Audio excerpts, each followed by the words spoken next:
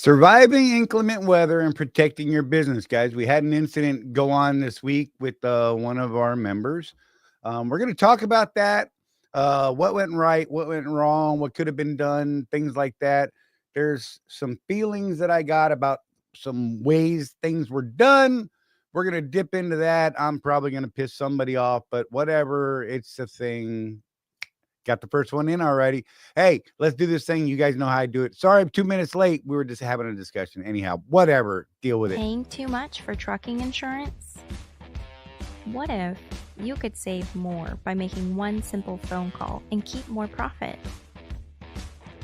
You could very well do just that with one simple call to Seabright Agency, 800-366-6466. Call now. Now here's a question that all owner-operators and small fleet owners should consider. What happens when you access the unrivaled advantages that are available through the ES Advantage program? We asked Jeff and Charlie from Contractors Corner to share their thoughts on how they've been able to utilize the discounts and services that are a part of the ES Advantage. So we started looking for a way to save money on fuel.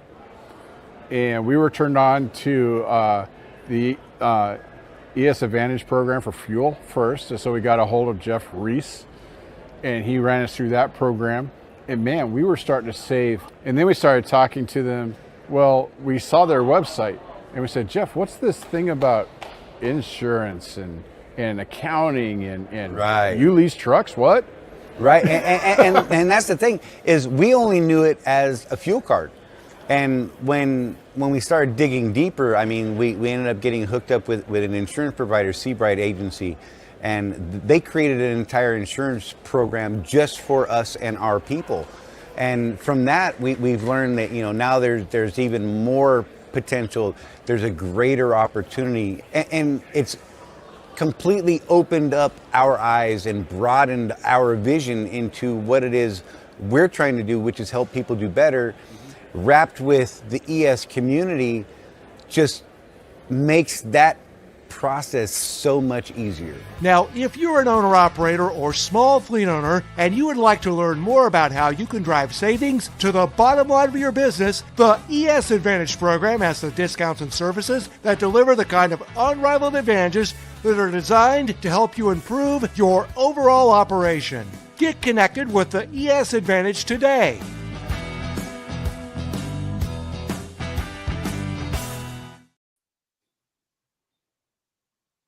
What do you want?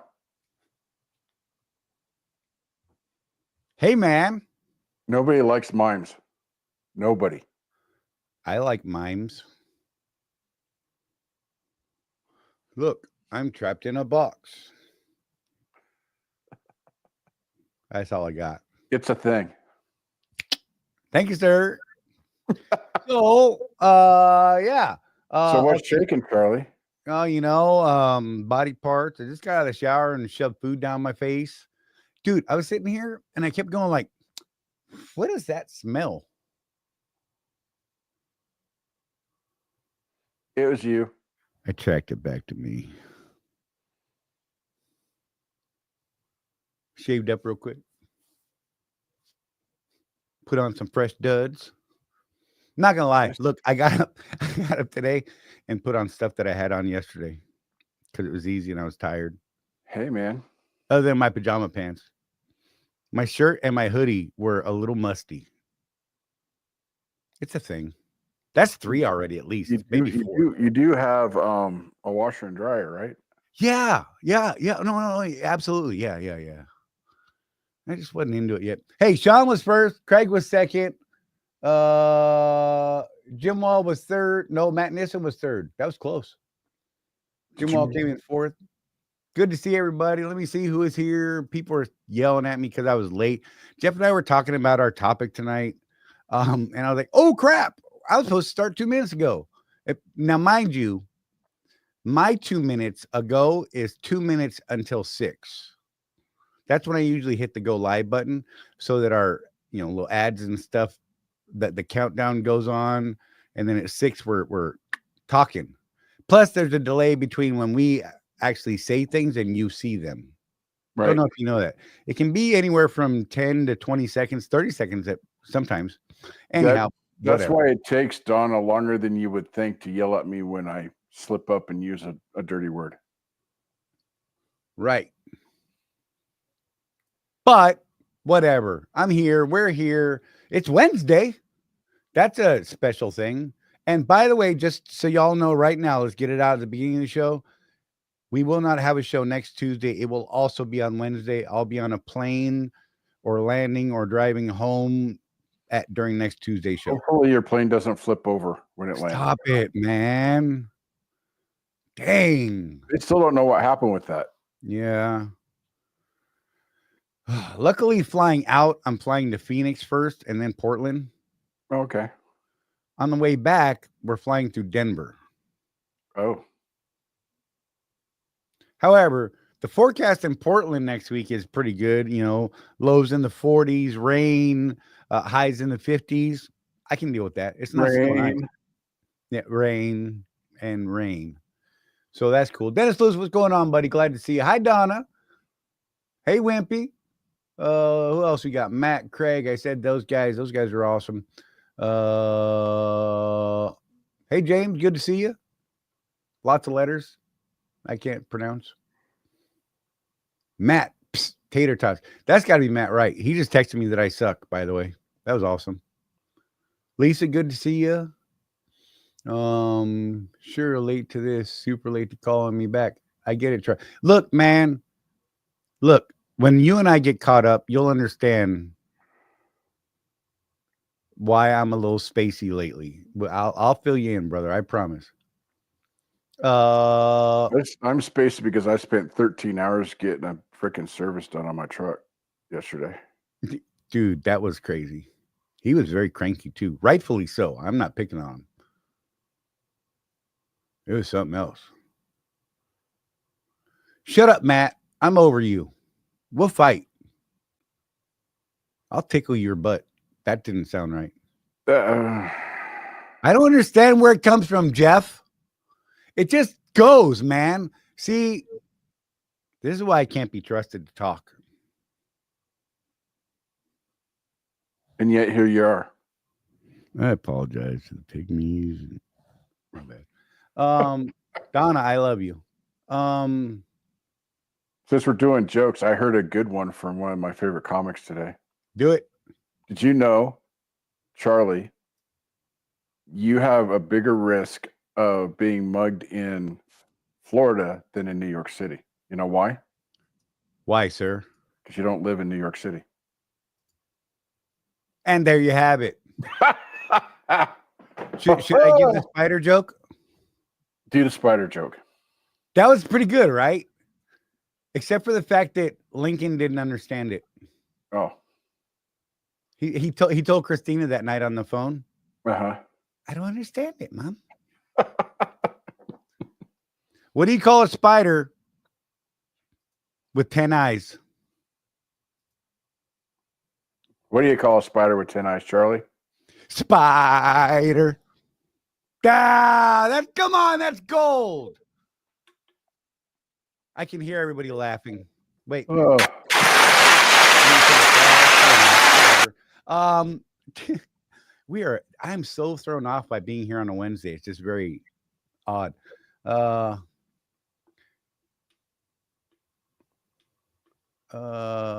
said he's going to be in Plant City tomorrow. I'll be getting on a plane in Tampa. Just saying. Okay. He said he's talked to you more than me. It's well, true. in the last couple of weeks, yeah, I actually called the guy. I don't like the way you said that, sir. You know, the way you said that is implying something. Matt's making changes in he's getting back in the business as an owner. And I was curious as to what he was doing. So you know what I did, Charley? I called him. You know what? I've had it with you too. Yeah. Lisa, whose joke was better, his or mine? Jeff or Charley? We want to know. Oh, I'm going to look, this is a bonus joke. Ready? Ready? Okay, here we go. The other day, a man got attacked with milk.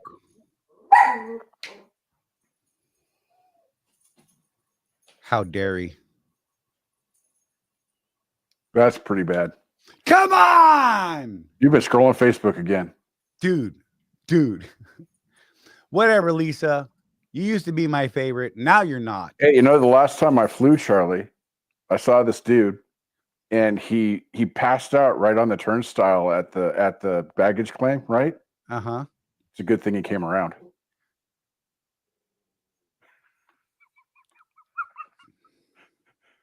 I like Dude, it. that's gold right there. That's gold. That's gold.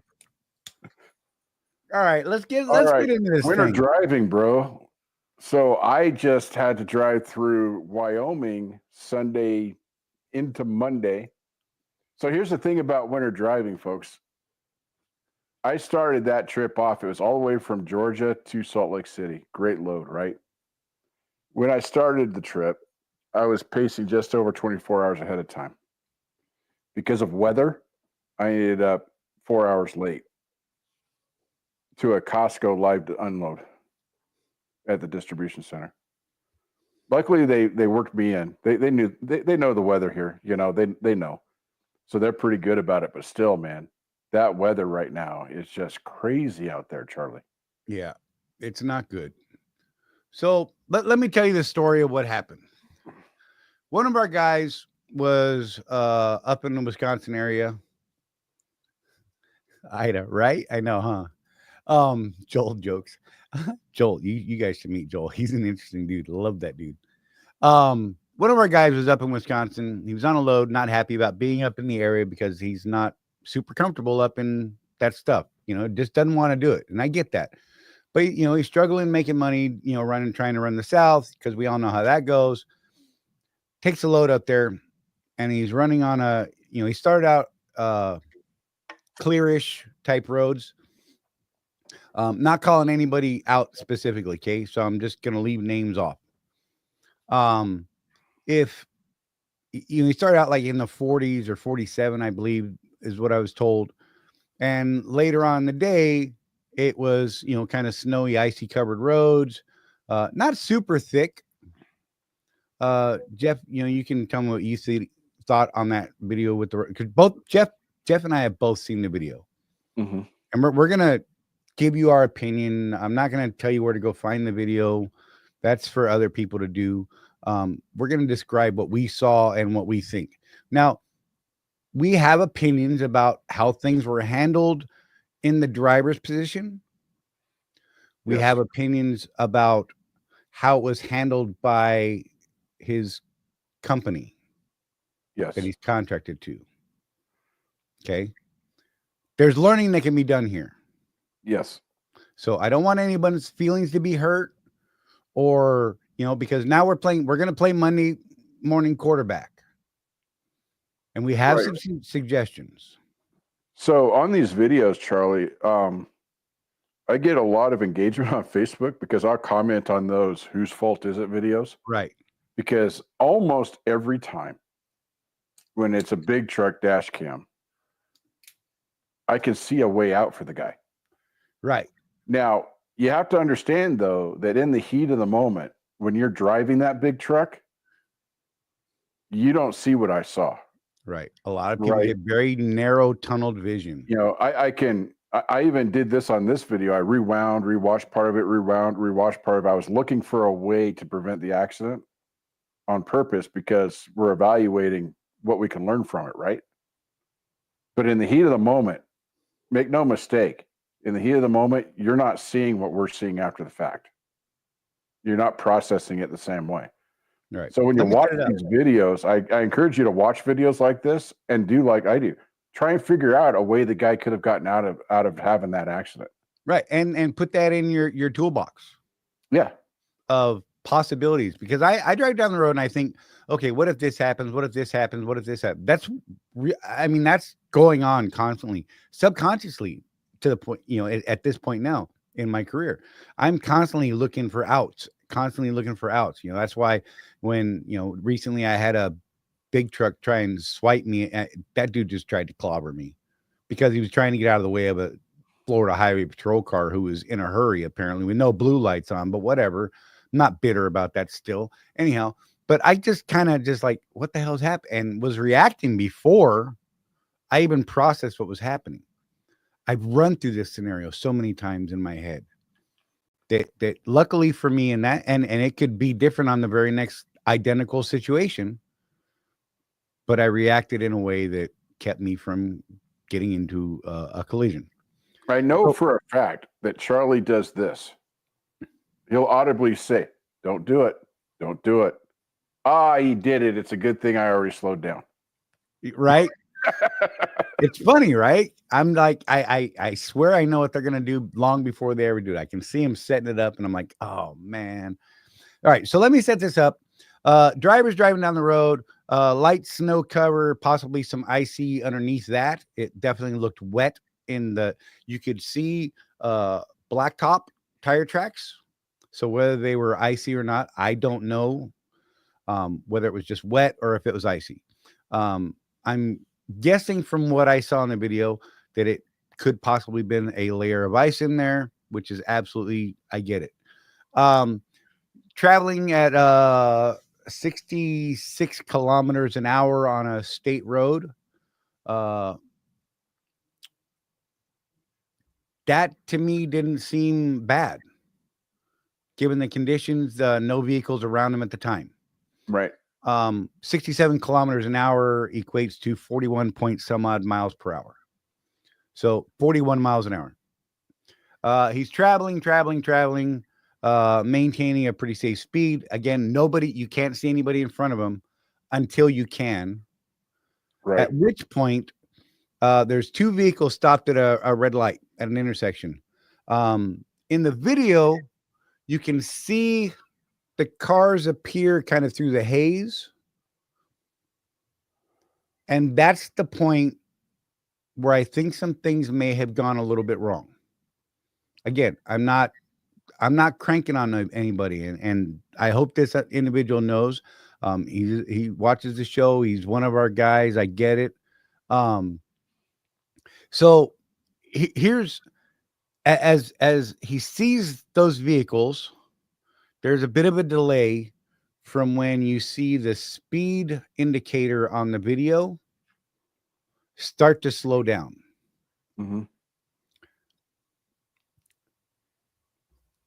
Again, I'm sorry if it hurts your feelings or anything like that. That's not my intention. We're playing Monday morning quarterback, so bear with me here. The delay seemed a little bit long. And as he's slowing down, he gets all the way down to 15 kilometers an hour. There's two cars, one in each lane in front of him at the red light. He bumped a minivan in front of him,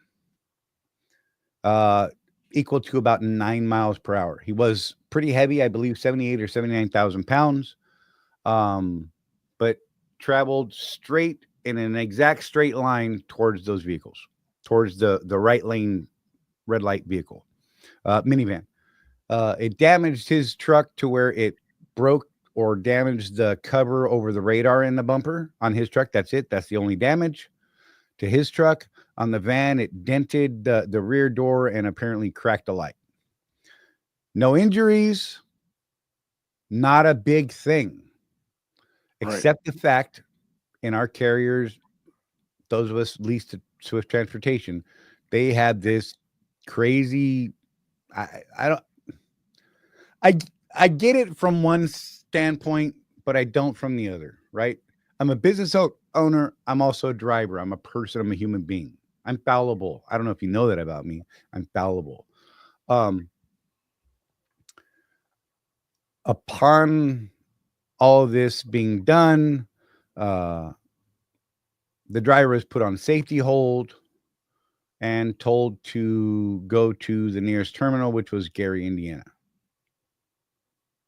I'm going to give you a little piece of advice here. This will not be popular with Swift or anyone else like that. If you're told you're on safety hold and you need to go to the nearest terminal, especially following an incident, drive your ass home. Yep. Get as close to your home as you can, because there's a pretty good chance that your contract's being terminated, because it's kind of an indicator when they kind of ghost you and stop talking. Hey, just get over there. You're on safety hold for a minute while we, just check it out. This happened on Sunday and he's terminated already. And now, having to get home from Gary, it sucks. Here's my gripe about what went down. Swift's position is you shouldn't be driving inclement weather. If you get in an accident of any sort, whether it's your fault or not, it seems, they're going to terminate your contract. Our job is to move freight in bad weather. I didn't classify this as horribly bad weather. It was light snow cover and maybe a little bit of ice. I mean, good Lord. Some other decisions could have been made, and we'll get into that more. But to leave a driver stranded 1,000, 2,000 miles from their home and tricked into going to a place that's not his home terminal. And it's actually a little further away than where the incident happened, by the way.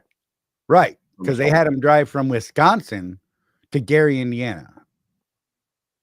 Well, that was okay. It was okay for them to let him drive that far. Yep. Why not send this guy home and then handle business there? I just think that it ain't cool. It ain't all right.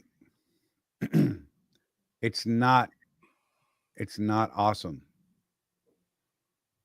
And I don't think that you treat people that way. And I think that this is where my carrier has a huge problem. I see this happen many times over my years. A minor incident occurs.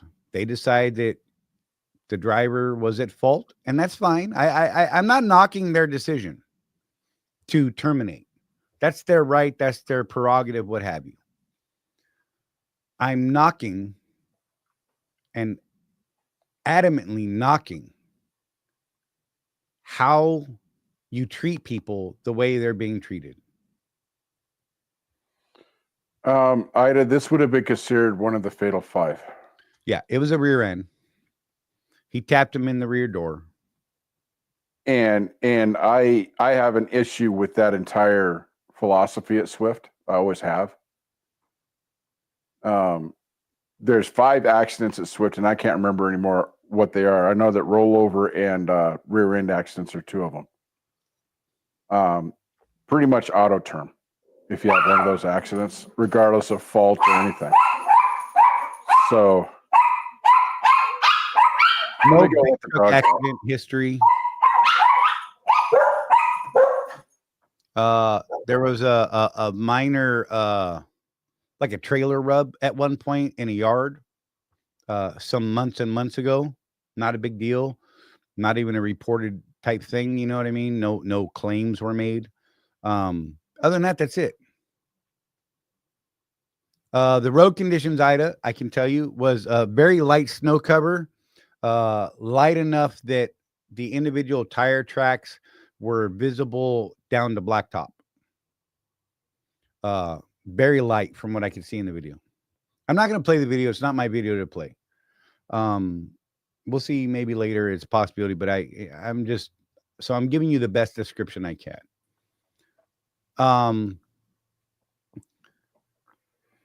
I'm not fighting determination. I get that. It's a thing. It happens. My argument is the treatment of the driver, be it contractor or company guy.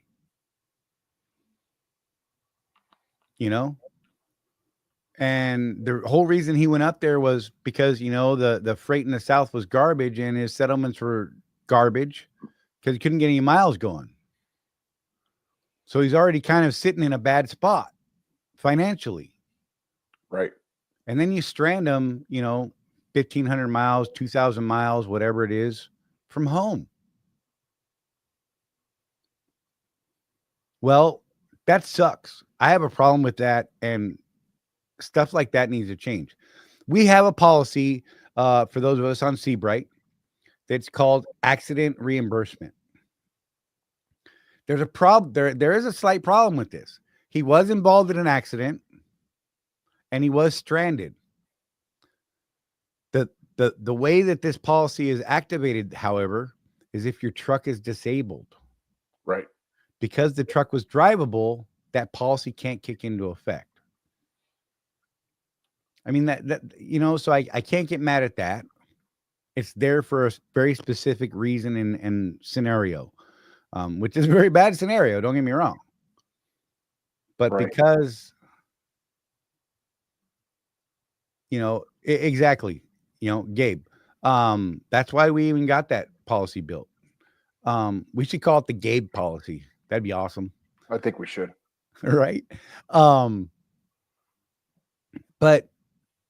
to leave someone stranded out there and just kind of ghost them, he had to sleep in the truck, and right now he's like, how the hell do I get my stuff out of here? Well, and this particular individual too has equipment on his truck that's very expensive. Right. That's He's not got an IEL APU that he equipment. bought. How does he get that off? And how does he store it until he gets it sold or puts it on his next truck, whatever he's going to do, Yeah. I mean, it's So there's other problems that I can talk about because I'm not worried about losing any contracts with Swift, Charlie. yeah. The other thing that happened, and I'm just going to say it, we're not lawyers, so don't take legal advice from us at all. Period. Right. Because we're just dumb truckers, and we see things and we talk out of our butt. And we still have a soul. And we still have a soul. Yes, there's that. Neither one of us are gingers or lawyers. So, Nice. So they terminate his contract, Charlie. Tell me, if you don't know, look it up later for me, and then we'll post about it on our group. In your equipment contract, does it say implicitly you must have a contract with Swift Transportation to have this lease contract? Not to my knowledge, because we're allowed to call for other carriers. Okay. So why was this Where you're individual going now. not offered the opportunity to take that truck to another company? They just took his truck. They stranded him in Gary, Indiana, where they wouldn't let him out of the gate and said, give us our truck back. No opportunity. They broke a contract, Charlie. And he had his own insurance. He had his own insurance. So it's not an insurance thing. He might have had to go get a temporary tag real quick to move it across the country. Okay. That takes like 20 minutes online. Yep. No opportunity whatsoever to take the asset that he's fully paid up on, by the way. He's not missing any payments. They repoed his truck because he lost a contract at Swift. I've got a problem with that. I've always had a problem with that. And I'm sorry. This was a shitty situation that should not play out the way that it is. And I've told the people at Swift point blank, look, you're going to get sued again if you don't fix this.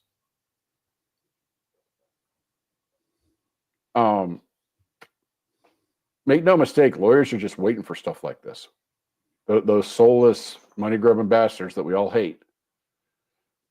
They're waiting for stuff like this in the wind. They're just waiting for someone to be upset enough to give them a call. Right. That's it.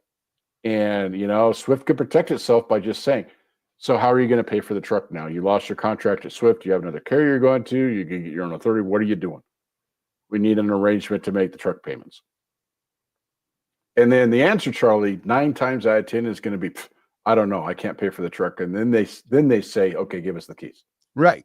That and would that's be what is supposed to happen. Right. It's, again, most people, what IEL is going to want is a down payment and direct payments, automated payments. If you take the truck elsewhere other than Swift, that's in the contract that you can do that. Yep.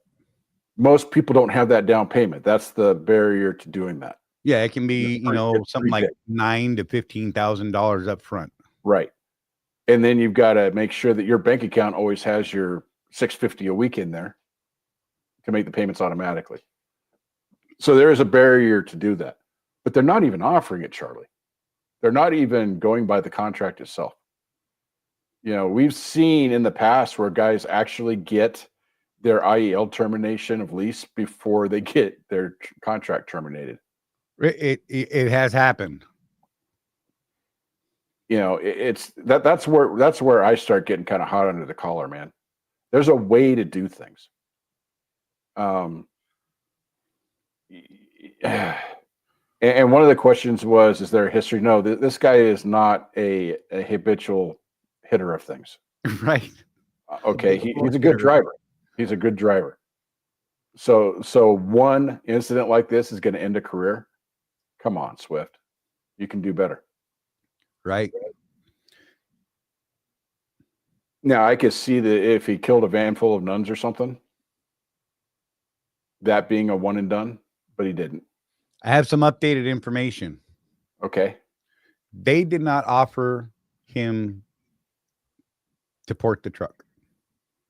See, I've got a problem with that. He asked Mm-hmm. if he could port the truck. That's because he knows us. Their response was, we already pulled you off the truck. That's bullshit. Yes, I'm it in is. trouble today, man. I'm sorry, Jeff. Yeah, Sorry, I don't Don. even care though. I'm so beyond caring about this because it's been something that's stuck in my craw for a good decade at this point. Seeing how Swift in particular handles this, and you know we defend Swift most of the time, Charlie. I actually think that Swift is a good company overall, but when they do stuff like this and we see something that needs to be changed, that's a pretty major thing. And oh no, our lawyers said we're okay. Oh, the same ones that lost you $100 million last time. Those lawyers? That's my comeback. Ida, Charlie, since I'm not at Swift anymore, and my last equipment contract is actually in my files somewhere in this house that's just, man, Charlie, you know how it is. Right. I've got an adult daughter that moved back in. I've got 3 school-age kids. I've got pets in my house that I just met a few weeks ago because they don't belong to me. So anyway, don't they? I'd asked a good question. Don't they have so many days to give you time to figure out the down payment and where you are taking it? You would think so, wouldn't you, Ida? But literally, as soon as he got in that gate, they probably pulled him off that truck. As soon as the geotab showed that he was there. Right. And I think that there's, dare I say it, Charlie? I think there's a case there. Yeah.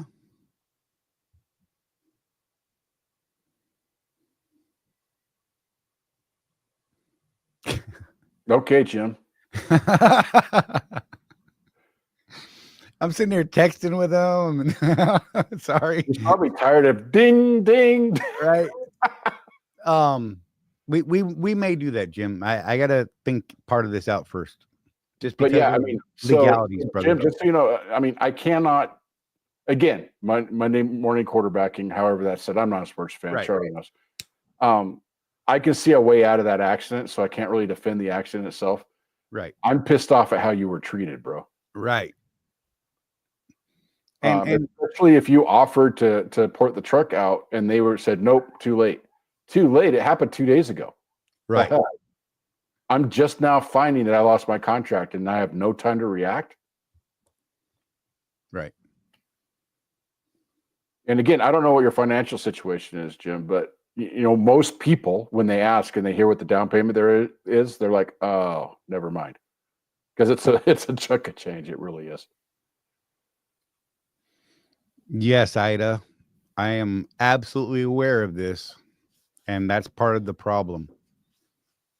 I'm not putting that comment up. I have a grandchild walking in. Hold on. Oh, apparently he's delivering mail. Thank you, buddy. Can you go put that on my Mail. Thank you. Go on, do my show. I love you. Wait, you want to come say hi? Come on. Sorry, got to do the kid thing. Ready? I'll lift you up. Oh, God. That's Jordan. That's the middle kid. He is definitely a middle child. He's awesome. Good. Now get out of here, you little bastard. I love you. I got pow pows. That was for my mouth. Hey, will you close my door, please? Thank you, buddy. It's okay. If someone could close my door, that'd be fantastic, though. On the bed, please. Sorry, guys. Family, live show. Just what do you want me to say? Where was I? Yeah. So yeah. I mean, like I say, we watching the video, and Charlie, if you want to put it up, he gave us permission. Okay. I honestly, I can absolutely see a way out of that accident, but again, in the heat of the moment, Jim didn't see what I saw. Right. He doesn't. When you're driving down the road, you don't have the luxury of saying, "Wait, what was that?" and back up. Oh, okay. It's not a thing when you're actually driving the damn truck. So, but it's the way you were treated, bro. That's what's got me hot. Right. This is me mad. But driving with John. Good to see you, buddy. Appreciate you. It's about the same as when I'm happy. Right. Give me some time thinking about putting the video up, and it's because legal protection. Right. We don't want to give. Yeah. Right. Yeah. I mean, I'll be honest. I'm going to tell you, Jim, I would not have put it on my Facebook page until the thing was settled. Yeah. I think that's the piece of advice I'm going to give you is actually pull it. Just because.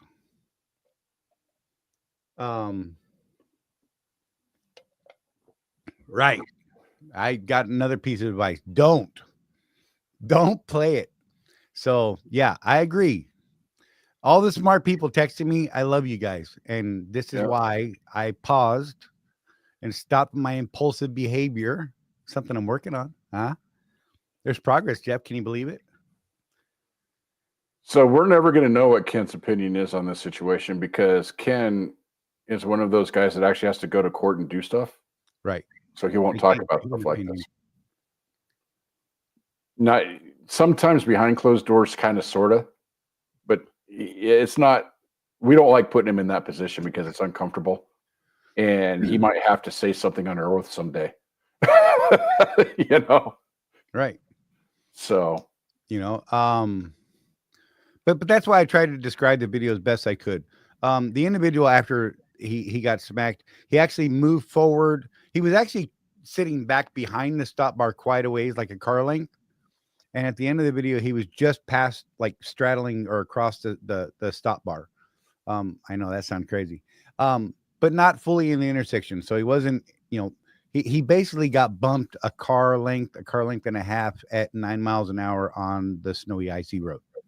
Hey, at least he didn't get bumped onto train tracks like the video I saw. Right? Oh my God. He got out of the vehicle, seemingly perfectly okay. Checked it out, and then Jim and he handled their business. Seemed like it was a cordial type of exchange, and it is what it is. It's called an accident for a reason.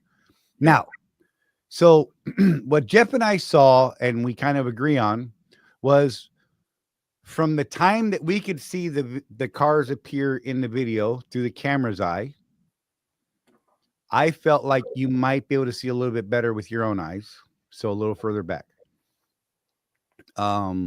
Brake lights on because they're at a red light. I think that maybe there was hesitation in applying the brakes. Which is understandable. Right. Out of worry of, causing a slide. So a slight delay in that. And then it's a straight, slow braking, I'll say this, the train wreck. The braking that I saw based on the speedometer was perfect for conditions. Right.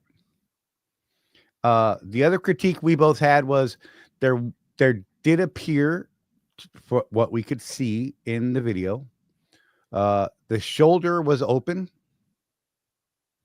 no tire tracks, and what could have been crunchy snow. Better Um, traction. Right, better traction on the crunchier stuff, typically. But I can't say that I would have made that move. Right.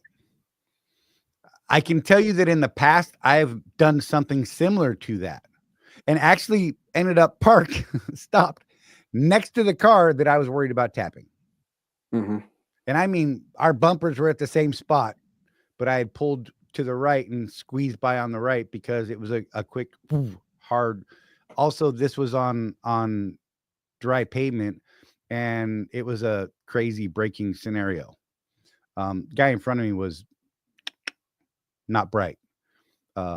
Pulled over, got in front of me, jammed on brakes, the brake check thing, and I ended up stopped alongside of him, side by side, right? So, I mean, there was some out. I believe the right was the only out, short of just trying to brake, which didn't work. The brake didn't get stopped prior to the impact. The impact was pretty low speed. Like I said, according to the video, about 9 miles per hour. Could have been slower because there's sometimes a delay in the video speedometer. um, always be looking for an out. I run these scenarios in my head because, military and my craziness. I'm always running, okay, whether I'm driving or I'm walking around a mall or whatever, because, I do that a lot, walk around a mall.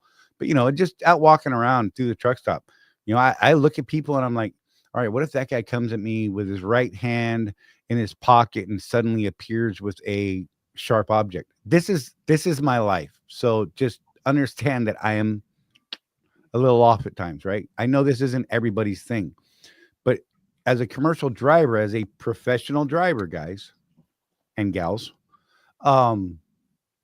we should be looking for outs all the time. We should be thinking about what could happen, what possibility, trying to figure out what that guy passing us is even thinking. What move are they going to make as soon as they get in front of us? And maybe it's an unrealistic standard or thought, but I can tell you that I spend most of my day doing that in my driving capacity. And Rosie can tell you that she does it because I drilled it into her. And it's funny because something will happen with Rosie in the middle of the night while I'm sleeping. And she'll be like, all right, so this guy came up next to me and I started watching him and he didn't quite look right. He was a little close and maybe a little wobbly or something like that. So I thought, all right, Charlie's telling me, all right, babe, move over to the right a little bit, give him a little room, let off the throttle a little bit, maybe give a little break and let this guy just go on by. And because there's a good chance that maybe he just comes sideways at you because he gets panicked or whatever. And he's getting a little shaky on the wheel, or he's drunk, or he's tired, or all these things. Or maybe he's just going to cut over in front of you and go sideways. Who knows? Or maybe he's going to get in front of you and blow a tire and hit the brakes suddenly. So go ahead and start backing off now just to give him room and let him go do his thing and move on. And she's like, and I hate it because I hear your voice in my head telling me all these things, but then it works out and it saved me from a situation. Exactly, Michael. A delay in braking could have been to avoid jackknife situation. Absolutely. That's why we were saying, a delayed braking response. I can understand it. Yeah, you don't know what's under that snow. Right. Again, looking at the video, that you could, it's tough because the technique, Charlie, when you're driving like down I-80 or whatever, and it looks a little wonky. I'm looking for spray off other vehicles. Because if there's spray off other vehicles, that means it's warm enough to where it's not freezing up right away. Right. And so I still don't speed up to 90 like some of these jack wagons. Mm-hmm. But I can relax a little bit and pay attention to other things going on instead of wondering, am I on ice? Right. In a situation like this, it was on a U.S. highway, I think, or something, right. Some state route. Yeah. There's stoplights, so nobody's moving, so you can't see if there's really spray coming off. But that's a technique that I use. I actually taught it to my wife and daughters when we moved to Utah because, in Oregon, we're not used to snow. Right. So I'm like, and Donna would get kind of wigged out about, I think I'm on ice. I'm like, well, is there spray coming off the other vehicles? Yeah. Well, then you're probably not on ice. Relax. Or No, there's nothing. Okay, well, slow down, Right. keep your distance, Yeah. and just get home. Ease off the throttle a little bit. I mean, I told you about my drive through Wyoming. It took me 2 days to get through Wyoming. Most of the state, when I was going through it, was at 30 miles an hour, dude. Yeah. I called it twice. Stopped, looked at the weather. Well, I got to get there, and that's a choice you've got to make as a commercial truck driver, right? Right. There's that saying, "No load's worth your life." That's true, but in the back of your mind, the bank don't give a crap, Right. They don't care if it's snowing. right? So we do take the risk from time to time, and most of the time you're going to be okay Right. until you're not. Right. It should be a very well calculated risk, Mm-hmm. thought out risk. You know, and you know, I'm not going to second guess your decision to drive, Jim. I can tell you that I would have driven in those conditions. Yeah, me too. I absolutely would have been driving in that condition. I don't know what it was before. I don't know what it was after. I absolutely would not have stopped in what you had at that point in time in the video. So I want you to understand where we're coming from. This is something that can be, you know, a teaching moment, a learning moment for people. You know, look for the outs. Mm-hmm. You know, look for what might be the softer landing point. I'm terrified of hurting someone else Right. that doesn't deserve it. Again, this is me. I would rather put my truck in the ditch by myself than hurt someone because I made a bad decision down the road. Now, guy pulls over in front of you and jams on the brakes. I might have a little less inclination to roll my truck. Mm-hmm. I don't know. I can't say. I can say that thinking about it beforehand, I might think about, well, he made his choice. Now he's got to live with it. But when it's mine, it's damn it, I screwed this up. I'm not gonna be able to stop fast enough. I'm gonna try and ease over a little bit. And I've been in the situation and I apologize for that, but it's a real thing. Right. Jim, that is, I thought you might be okay. Of course, I knew what the outcome of the video was, but looking at that, Jim said, I thought I was going to get stopped until I didn't. Right. I'm going to throw it out there for you, brother. Given that type of situation, I think I would have started steering to the right a little bit. And again, Monday morning quarterbacking. I think I would have shot for that right lane. I think, again, I'm not in the situation, purely secondhand, and I'm watching it, you know, as we go, brother. Luckily, I think we've got Jim sorted out. Community folks came together, and we've got him in the right direction. I wanted to talk about that a little bit, Charlie. You know, we talk about community and stuff, and I'm not going to embarrass people, name names or anything like that, but man, people stepped up to help Jim. He's going to be able to get home now. We've got him sorted, and boy, people just came together, man. And you know, you don't think about it until something like this happens. Right. You know, we do have a support network. We do have people that can help. That's the whole point of being part of a community. It's not just the business stuff; it's also the human stuff. Right. And you know, the stranding of the driver on this type of situation, again, no injuries. I get it. They're going to terminate him, but get him home, man. Well, remember years ago, it used to be, well, you get one suitcase on a Greyhound. Even that would have been something. I mean, that's what it used to be. And I don't know what happened. They stopped doing any of that. Yeah, it's I've even heard of company guys being stranded across the country. Right. You know? I hate Oh, that it happened.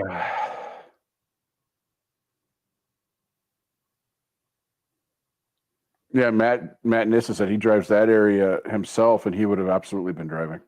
Right. So Yeah, it, it's just crazy, man. and the other thing that's sticking in my crotch, Charlie, I went off on this with you earlier. Are we contractors or are we employees? Right. One of the things that was said to Jim was, well, you shouldn't have been driving. Well, that's none of your damn business. I don't work for you. If that was a factor in him getting fired, that he shouldn't have been driving, well, what? I'm an employee now? You tell me what to do? And again, I don't believe those conditions warranted being stopped. No, I don't think so either.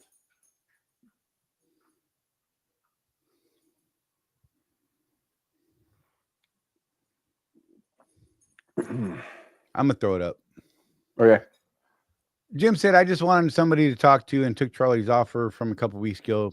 Talking helped me calm down. I'm glad, Jim, and I hope you saw that as soon as I saw your text. I was actually on a call with Mark Olinger. It's funny. Anyone who's ever spoken to Mark Olinger, you will know you don't get off the phone with Mark Olinger in under an hour or two, could be 3. And I'm like, Mark, I got to go. Click. I got a problem.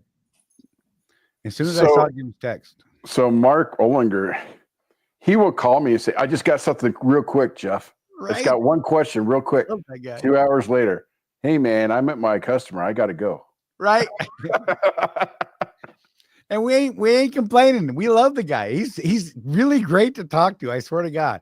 Look, if you're on one of those long hauls and you're out of your mind and you need some phone company, that sounds weird. I'm telling you, reach out to Mark, man. Dude loves to talk. Got stories that'll keep you laughing. Got stories that'll make you scratch your head. I mean, he may even throw one at you to make you bring a tear to your eye from time to time. But Jim, I'm glad we were able to get you sorted, man. And I hope that you're all sorted. So you need to let me know what's going on. I can tell everybody I will be pretty hard to get a hold of after tomorrow afternoon until next Wednesday. I've got family stuff that I have to go deal with my mom and my family. I probably won't be taking any calls or returning any calls, so just accept it now until after I get back. Again, that's why the show won't be until next Wednesday. Jeff's still around, reach out to him, reach out to everyone else in the community, you guys. We're all here for each other. Again, it's just us looking out for each other because no one else is out here looking after us, you guys.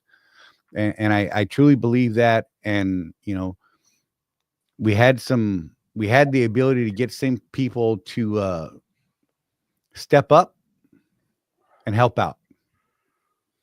And I think that's awesome. Several offers popped up after we had it taken care of. So I think that's fantastic, man. Yeah, it's just, it's been a weird deal. Hey, we're going to open this up to any questions or anything like that. Anything else you guys want to talk about? Feel free to throw that up there. But give us 50 seconds, 50 seconds. We'll be right back. You're either running your business like an owner or like an employee. And if you're stuck in that employee mindset, you're leaving money on the table. Company drivers wait for direction. Business owners create opportunities. Company drivers chase miles and just drive. Business owners chase profits and know their numbers. Want to run a real business? Start tracking your numbers. Know your cost per mile and start saying no to bad loads. Drop I run a business in the comments if you're done thinking like an employee. If you want to take this mindset shift further, join the Road Warrior Entrepreneurs community at www.rwedrive.com, where we have profit boosting strategies, coaching calls, and real road warriors winning together.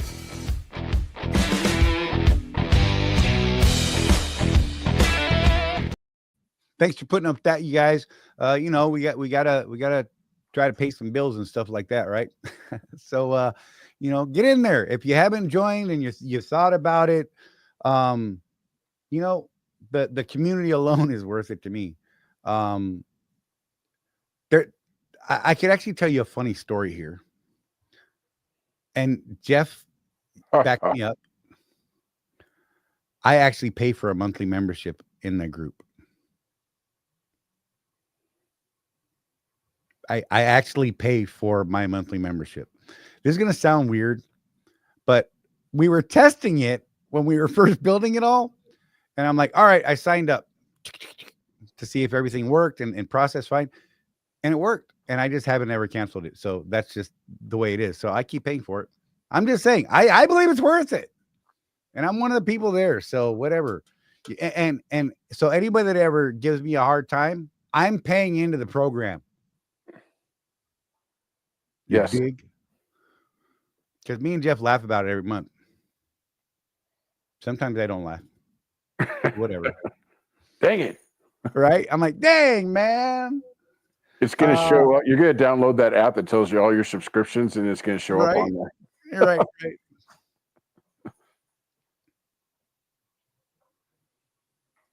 right. Michael, is there a way to talk with the company to review the lease and suggest changes to the lease in this situation? So we have. I can tell you they know our opinion. They absolutely know our opinion at this point. Jeff mentioned earlier that at times we have seen the equipment contract get terminated prior to the contractor's contract being terminated. So just let you look. I thought you were about to run away in an earthquake, bro. Good God, I wish that was bigger. Anyhow, but we have seen where somebody had some safety issues, had an incident, and their contract was terminated. They terminated the equipment contract first and then terminated their ICOA. That is absolutely backwards. That's right. Again, no offer to port or pay off the truck. I think that's wrong. And dare I dip into a little bit more, Jeff? I'm going to. Go ahead. This almost led to litigation. And when I say litigation, I mean a tremendously large class action lawsuit. Yes. Jeff and I typically don't talk about this kind of stuff, but we were able to be a part of this, get some things pointed out to make this, to aid in this class action lawsuit not occurring. Yeah, it was just a matter of pointing out to Swift, look, this is the case they're building against you. We can't say that we disagree with them because you absolutely did this. And here's what we think you should do to make it right. We had a meeting. Now, we don't know for sure what exactly they did because it's all shrouded behind that legal thing. Right, the corporate wall. But we do know that the individual who was one of our group members decided not to go forward with the lawsuit after Swift made things right. Correct. What didn't happen, Charlie, is they didn't change the doggone contract. Right. So they're just going to make the same mistake again because they're not paying attention. Seemingly are. And that same law firm is waiting for another one of those people to be the face. Right. And, again, if anybody from Swift Corporate watches us at all and they hear this, look, we still believe that Swift has a great contract. We love the amount of money you can make there. We love the people that work there. Just make it right. This one thing that's going to get you in trouble. We don't part of the thing, Charlie, that people don't understand is why did we go through all this trouble? To help Swift avoid a class action lawsuit? It's real simple. It would have affected our business. Absolutely. We don't want that. The last one was $100 million. That's what was settled on. Much more than that, and Charlie, the owner-operator division goes away, just like it did at CR England. Right. A lot of people don't know that. CR England doesn't have owner-operators anymore, even though that was over half their business at one point. It was a large class action settlement, and they said, And they "The hell decided with this," enough. and got rid of it. That's part of why Trucker CFO exists. You know, the history of Trucker CFO, he was in charge of, they had sort of an ATBS type deal that was in-house for their owner operator division, and he ran that. When they decided not to do owner operators anymore, he purchased that book of business from them. That's how Trucker CFO got started. So what's interesting, Charlie, is I didn't know the ins and outs of what happened in England until we met Colton, and he told us. Right. But yeah, that, you know. And here's the other part of it, though, Jeff, is a class action lawsuit of the size and nature that this could have been is not just going to affect Swift. No, it'll affect the entire business model and the entire industry. You know, you got these jackwagons already that panel, whatever it is, that basically recommended to the government no more lease purchase programs. You should make them illegal. Right. OIDA is 100% behind that, by the way. For those of you that bug us about not liking OIDA, it's because they're after our business model. Plain and simple. That's why we don't like them. And I really hope they hear this and they do something about it, because it'll increase our numbers when people find out there's people that actually say bad things about OIDA. Right. But yeah, it's a viable business model, man. Can you possibly go out there and get your own numbers and make more money? Sure. Of course you can. The question is that business model right for you? Or is being leased to a carrier right for you? Are you in a position like Hamey, one of our star people here, in my opinion? He just went out and bought himself a brand new Western Star. Right. After being a lease operator at Swift for the last couple of years. So he took that leap to where now he's not married to Swift. He stays because he likes it. He likes the deal he's got. But he could take it because he got a bank loan for it. He can go to any carrier he wants. He can go get his own numbers. He's got a lot more freedom than you do in a lease purchase, for sure. But what about your average guy, Charlie, that doesn't have tens of thousands of dollars to put down on a new truck, plus the cushion you really need because there's not the support when you have your own truck, like with you. So I learned a lot about this when I paid off the 16, right? With a truck that's not an IEL truck, it's not that you can't get a rental, but it costs more, right? A lot of the services that Swift offered me when I was indebted to IEL didn't exist once I wasn't. A lot of the Papa Swift stuff just plain went away at that point because they had no skin in my business at that point. Swift's skin in my business is a couple of things. Number one, that lease payment. They want their money. Okay? So they're more likely to help you out when you fall behind, stuff like that. They don't do that if you're not leasing your truck from them. So you do need a little bit more money. I would say that I really enjoyed those 2.5, 3 years of no payments. It allowed me to make some moves in my personal life that I wouldn't have been able to make had I been still leasing trucks, right? Right. So I'm one of those still believes if you can get out from under a lease situation, do it. I think it's better. But however you get your equipment, you're running your business. So there. I feel like I got off the rails a little bit there, but hey, I'm gonna do a weird thing. I'm gonna do a little shout out for a company I just did some business with. T-shirt company, kind of like them. They're a little just give you an idea. Their website is evil-life.com.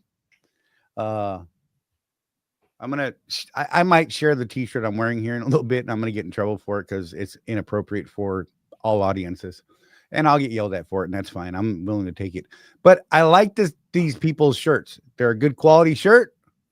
It's really I like their graphics, man. I'm gonna share it just for fun.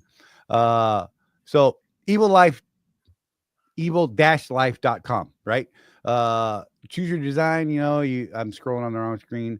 They've got a bunch of different designs here. I just think they're kind of funny shirts. And then if you're, this is on the evil side. If you're on the not so evil side, they've got another selection of shirts. Different types of things. You can have it printed on the front or the back. Like I said, good quality shirt. I like it. They're pretty comfortable, and I just dig their designs. And they made a shirt for our buddy Narc's group, the NFG guys. And I told them when I bought this shirt that I would show it on the show. Scroll down a little bit. I see it. Oh, wait, on the shirt? Huh.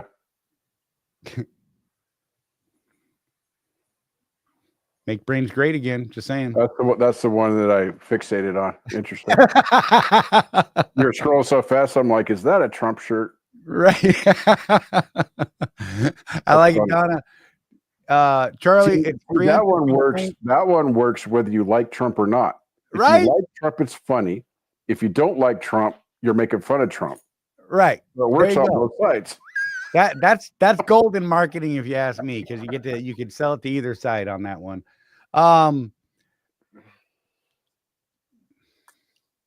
Donna is preemptively telling you. So go ahead so that you earn the criticism. Oh yeah, okay. You say that a lot, by the way. I do. So now I'm just gonna go ahead and sit down. Dudes over to Evil Life. I dig the products. I'm sorry. You won't even find this shirt on this page. I had to do a little extra searching through the site to get this. Is that the one they made for Narc? Yeah. Okay, that makes sense. $24 with shipping and everything. I think I ordered it a little too small. I ordered a large for myself. I'm not sure how it's going to shrink. I literally just took it out of the package and threw it on today. I'm worried that it may shrink. I don't know. I'll let you guys know. And if so, then if you thought you should have a large, you should probably get an extra large if they shrink. I don't know yet. I'll let you know down the road. Hey, Charlie, just an idea. Yeah. Why don't you send them Donna's graphic and see what they can do with it? Thought about it. Definitely thought about it. Because I kind of dig the vibe. Does that make sense? Mm-hmm. So yeah. Donna, I love you. I do. I apologize. It really is a Charlie type of shirt, though. I'm not gonna lie. It just is. You better bless my little dogs. Yes, bless the puppies in the yard. They're actually in the house, but yeah. Jeff can't leave the big one out by himself because he'll jump the fence and go hang out with the neighbors. Just saying, they like dogs next door. Anyhow, if you guys got anything else you want to talk about, by all means, throw it up and we'll get into that. But yeah, going back to what we started on, I think that there's some teachable moments involved in this. Jim, I still think you should probably take your video down, bro. Just my advice. Just because, reasons. Yeah, I think Tony would say the same thing. Right. I know you want to share what happened and things like that. Those types of things can actually hurt you. And I thought about it afterwards. Big Dog Trucker, what's up, man? Good to see you.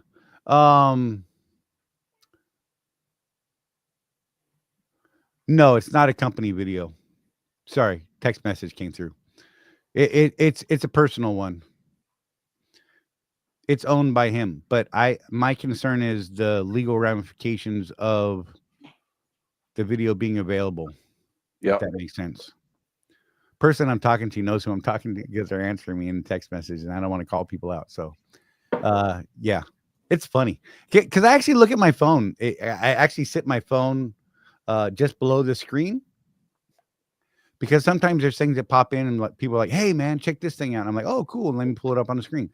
That type of thing. I don't know. Anyhow, it's fun. Yeah. So what else you got, Jeff? What should we dip into here, man? These guys are just kind of hanging out with us, and there's something else that I want to talk about, and I can't remember what it is. I got all gung ho on this thing today, and I mean, that's why the show was put up so late in the day today. I actually got up fairly early to start working on this, and then I got the call, and Well, let's talk about family a little bit because you've got a family thing that you're flying all the way to Oregon for.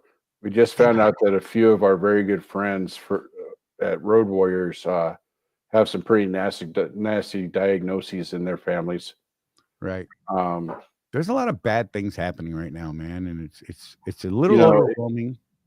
we're all about business and we're all about making the money and all that, guys. But for heaven's sake, don't. If something bad's going on with your family, just go home. Yeah. Go spend time.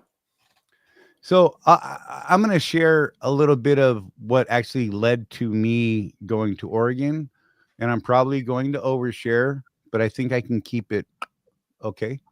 During the week that we were off last week when Rosie was down with her sister, I came home. In fact, it was last Tuesday's show.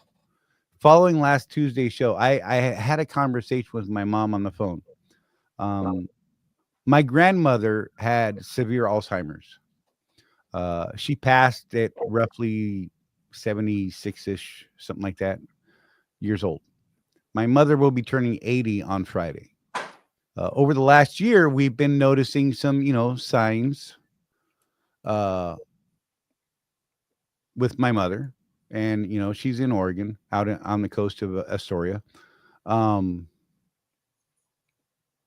And over the last month or so, we've noticed really significant changes in her memory state, we'll call it. And so we've been taking some moves to try and protect her and, have her squared away, things like that. Not my favorite topic. I was raised solely by my mother, my grandmother, and my sister. So those are the most important people to me in my life. And of course, Rosie, don't get me wrong, but those were the ones that guided me growing up. Rosie and I have been together since we're 15. So she's absolutely.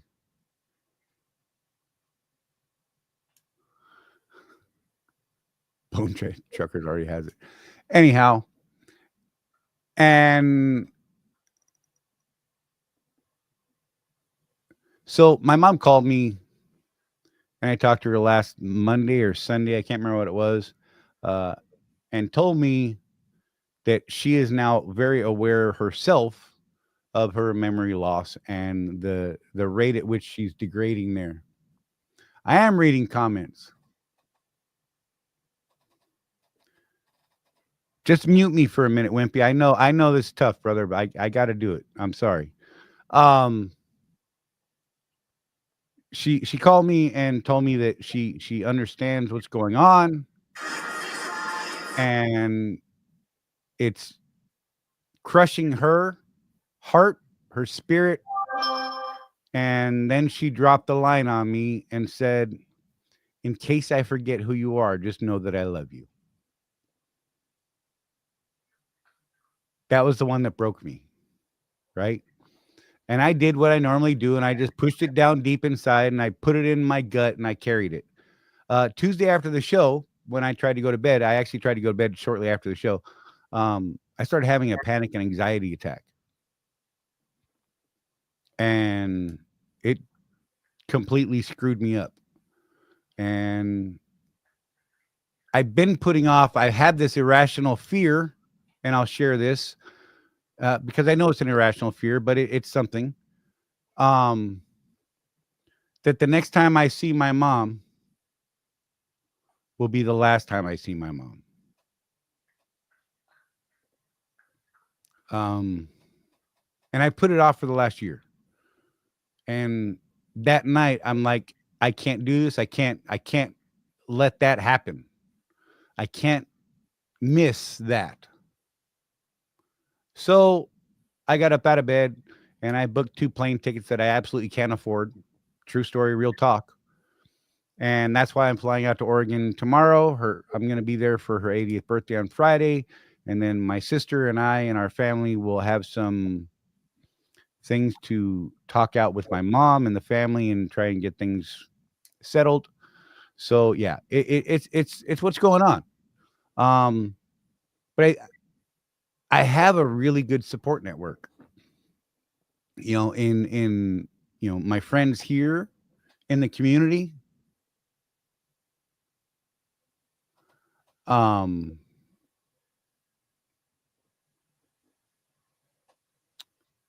friends in my life, Jeff being one of them. We've all got a lot of things going on right now. And I just want to thank everyone that's been there to support me. You guys here, I know you guys didn't know about all this stuff, and that's, I'm sorry if it's bringing you down, but you guys know I'm an oversharer and I can't help it.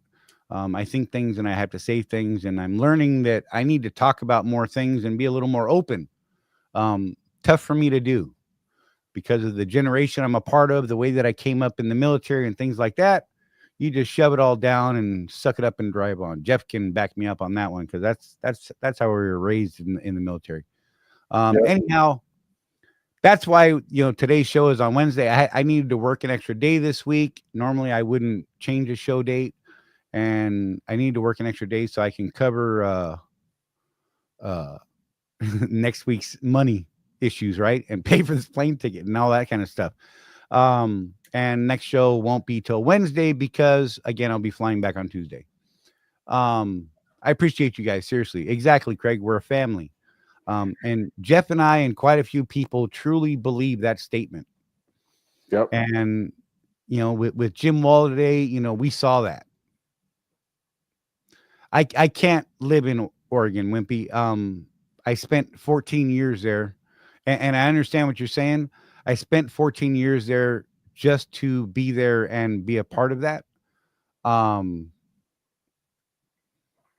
it was detrimental to my well-being as well, and everyone around me, because I was truly the most. If I'm not mistaken, Charlie, if you move back to Oregon, it would be by yourself. Yeah, exactly. Thank you. That's probably and that's not happening. I can't be without Rosie. Look, I freely admit that she is my emotional support wife, and I don't process things in the world at all without her. So, I know Ida says she's always here, and she knows it. I know that. But yeah, so again, not trying to bring everybody down. It's just a thing, Wimpy.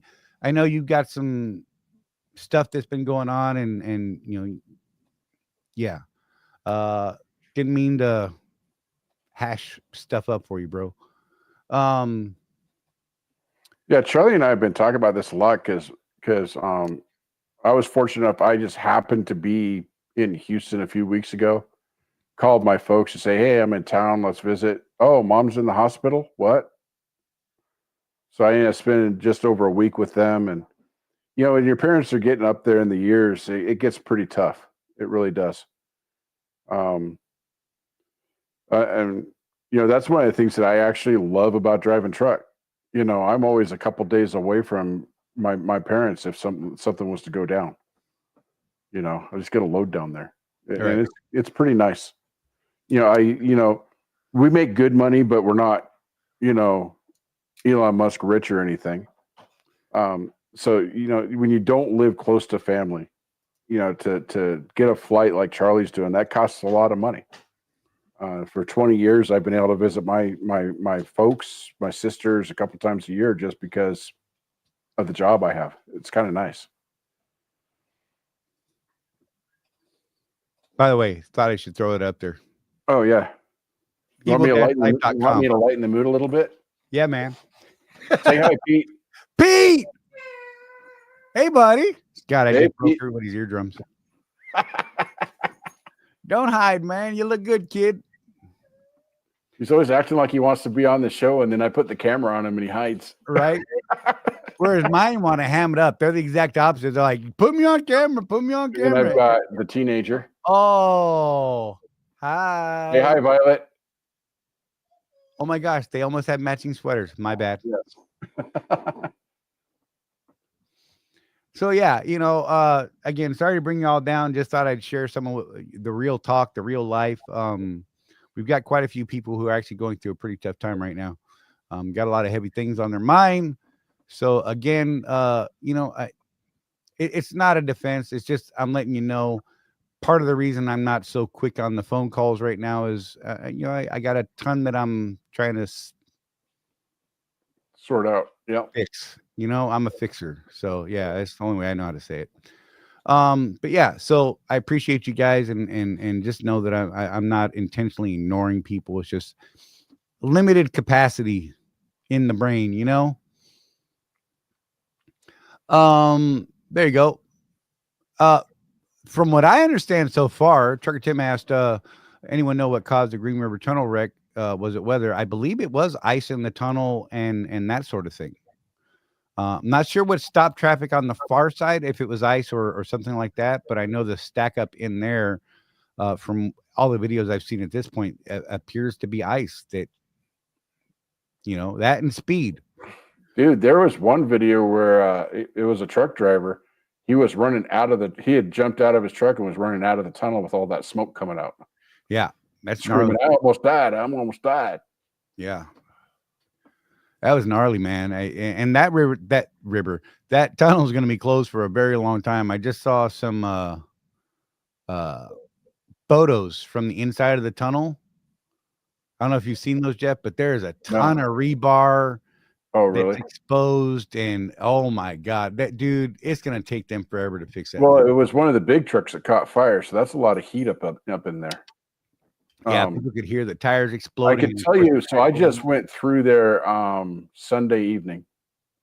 The detour's not long, but it took me almost 2 hours to take that detour. The backup started about 5 miles before the exit. And the detour itself is only like 3 or 4 miles long, but man, it's a line getting in there because they're routing you right through downtown Green River. And it's both directions that are closed, by the way. So I know it's 2 separate tunnels, one on each side, but they got both directions are closed. It's kind of cool though. I've never been to downtown Green River before. Got to see downtown Green River. It's a nice little town. Right. No place to park, but Driving with John. I see your question. So did you get a chance to listen to my songs on that channel I sent you? I have not yet, man. And it's because of the reasons I just spoke about, man. I'm just kind of really focused on some pretty major things. And as soon as I can, man, I'll definitely pass it on. Yeah. So I hope you can understand why I haven't been doing that kind of stuff. So Jim, was it eastbound or westbound or both? So the actual accident was in the westbound tunnel. But when I went through, they had both eastbound and westbound closed, and they were routing through downtown.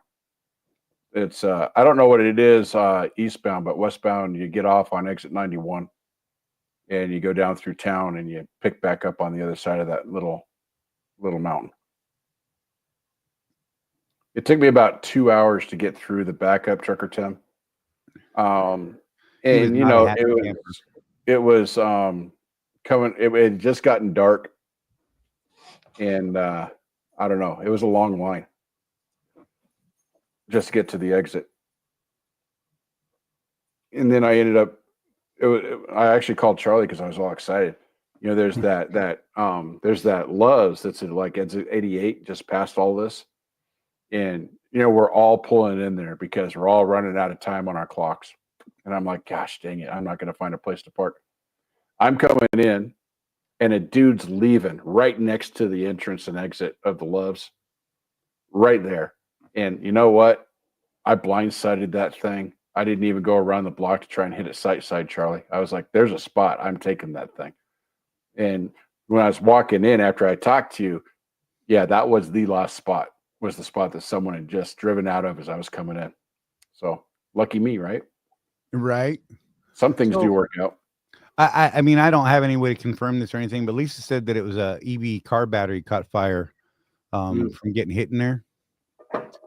And it looks like they're planning and working on making the eastbound tunnel 1 lane, both lanes. I've seen them do that before. That just sounds scary to me in there. It's a really narrow tunnel though, too. Yeah, right? It's not. I mean, can you imagine some of our knucklehead drivers. Mm-hmm. I mean, let's just be real. God, just inches, opposing directions. What could go wrong, right? Oh my God. Life on 18 wheels. Good to see you, man. Yeah.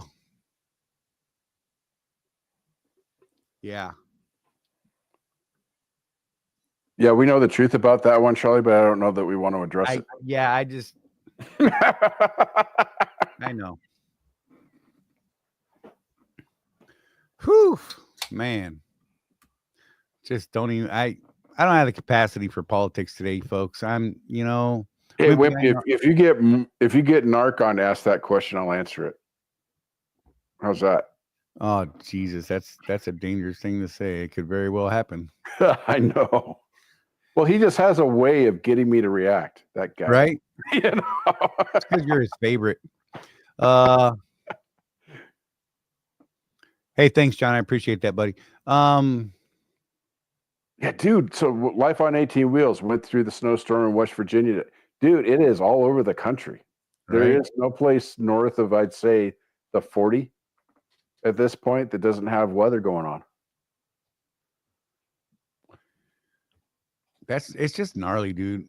I thought about driving to Oregon. I home Monday afternoon, and I normally spend a week at home, but I'm trying to make a little more money right now to pad the bank account. But I don't know, with the weather going on, I don't know what I'm going to do, bro. I might just take my normal week and see what's going on Monday. For real. So I'm at that point. Everybody knows about my accident, my one accident in my 20-year career. Right. So anytime I'm in snow and ice, it really wigs me out. I actually called Charlie when I was in Nebraska. I was right at the point where I had my accident, and it was snowy. And I'm like, dude, I'm not feeling it. Right. I broke my hand in that accident. That's the worst injury I've ever had in trucking. Right. And so in my back of my mind, Charlie is going, your number's going to be up, dude. You need to stop driving in this weather. Your number's going to be up. You've gone 20 years without getting killed. You start thinking like that when you've been out here for a while, Yeah. Well, I've told you before. I mean, when I was on that Cabela's account for all those years, there was a winter that I literally did not drive the entire winter. I was convinced in my mind that if I drove that route that winter, I was going to die. Yeah. It was an, again, irrational fear, rational fear. I don't know. Something told me not to do it. I literally did not drive the entire winter. I let my team guys just run, and they did, and had no problems. And I didn't die. Just saying. Yep. But did you die, bro? No, I did not. Because you know why? I listened to the stupid voice in my head that's probably right all the time that I many times ignore, and bad things happen. But the reality of what we do for a living, and the reality of living in the world, right? It's not that easy of a decision. Right. People just don't drive. Okay, well, the bank wants their money. Okay. What do I tell them? And you have to make that decision yourself. No one can make it for you. And Charlie, I've done the same thing. I'm done. I'm calling it. I'm done. I'm shutting down, or I'm not leaving because I know this thing down the road. But do it with your eyes open, I guess, is what I'm trying to say. You make these decisions, it's going to hurt you in the pocketbook. But you know what's worse than hurting you in the pocketbook? Your wife crying at your funeral. Okay. That's what's worse. And so, like Ida says, when you get that little voice in the back of your head, and I'll obey that voice most of the time. Right. But it isn't always stopping for good either. Sometimes it's just stopping, catching your breath. You're looking at your weather app. You're talking to other drivers. Hey, did you come from the opposite direction? What's the weather like up there? You get a sense for what's going on. And maybe you get to a place to where that voice quiets down a little bit and you go. But don't keep driving when that voice is nagging at you, because you know what it's doing? It's distracting you from other things because you're so damn worried, right? Right. Take the break, at least get your nerve back, And maybe you find out you're going westbound on the 80, you talk to a driver that just came eastbound going, dude, I'm lucky to be alive. And you're like, okay, this was a good place to stop. I'm not moving. Right. You know?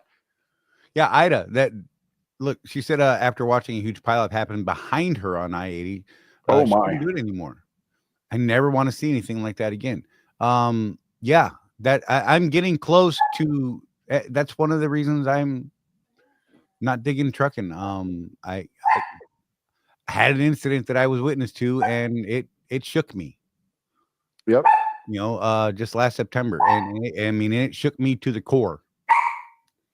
So yeah, I get it. And so in the past, I've been really bad about listening to that voice. Says, "Hey, don't do that, bro. It's stupid. Bad things are gonna happen." I'm like, "Nah, shut up, stupid." And I go, "Do it." You know what happens? Bad things. So we got about a half hour left of the show, Charlie. Yeah. This is a good segue, and I've been thinking about this for a while. If you were successful owning even a one truck operation, I got a good segue thing. What? Ready?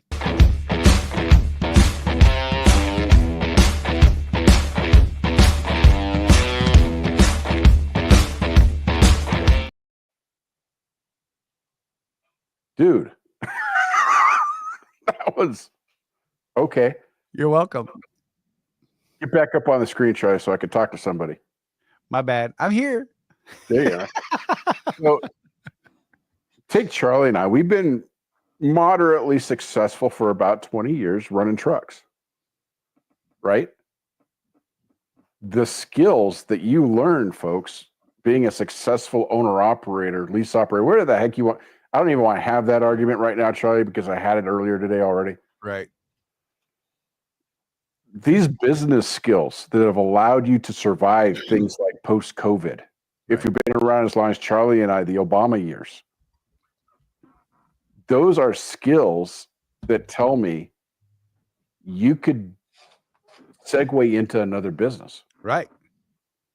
Charlie and I currently have 3 separate businesses that we're running. We have our trucking companies, we have Road Warrior Entrepreneurs, and we have the insurance. Think about, this concept that we've been trying to get out there more, which I think we're getting better at, Charlie, this Right. little pivot. The overall entrepreneur mindset. Maybe,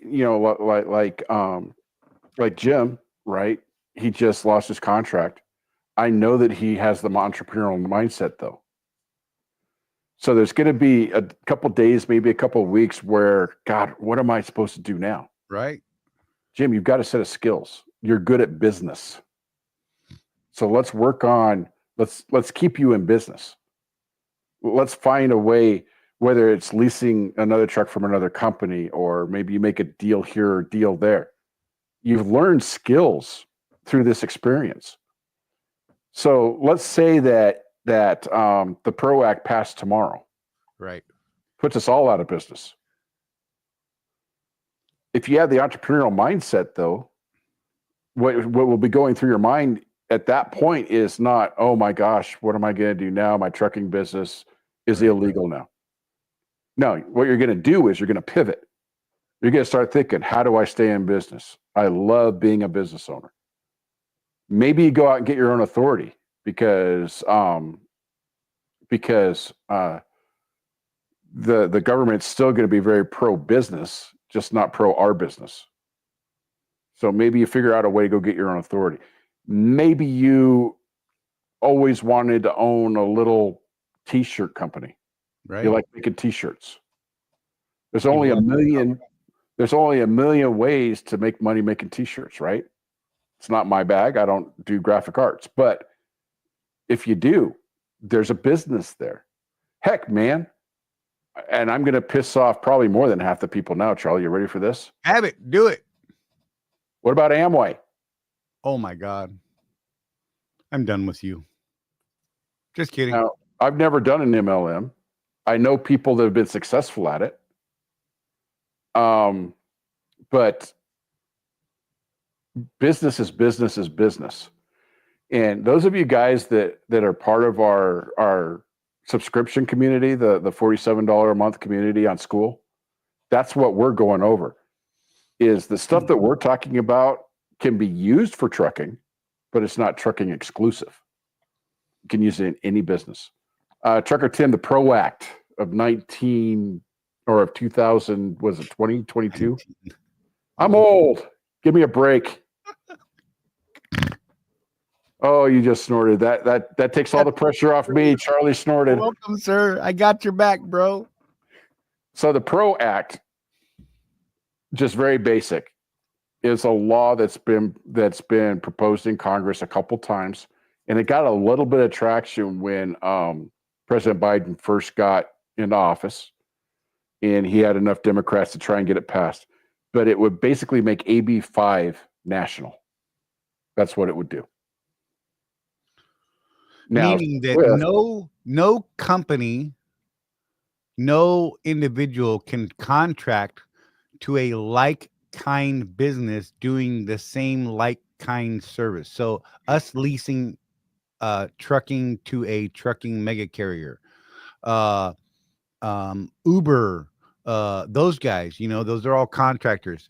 A construction guy couldn't have, maybe he's a framer and he's got a job that's really big, doesn't have a big enough crew, so he subcontracts to another framing company and they split the job. Can't do that. They become employees of his contracting company, and that's a problem. Right. You would have to be a general contractor and have employees instead of subcontracting out. Right. Imagine what a house would cost under those circumstances, Charlie. Oh my God.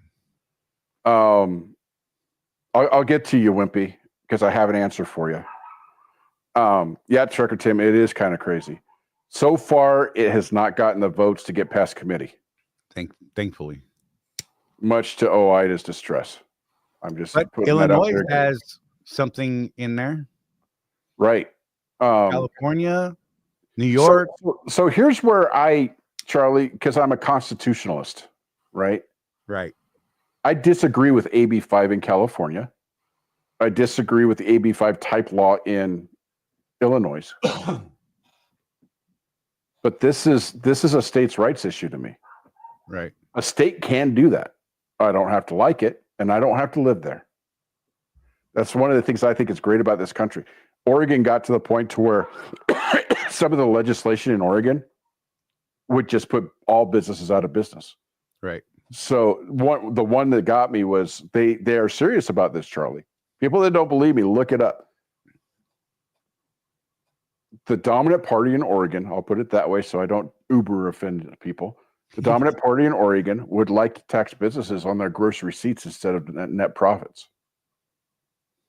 Let that sink in, Trucker Tim, that one. Right. So your truck likely grosses about $200,000 a year in a solo operation, right? Most of them take home less than half of that.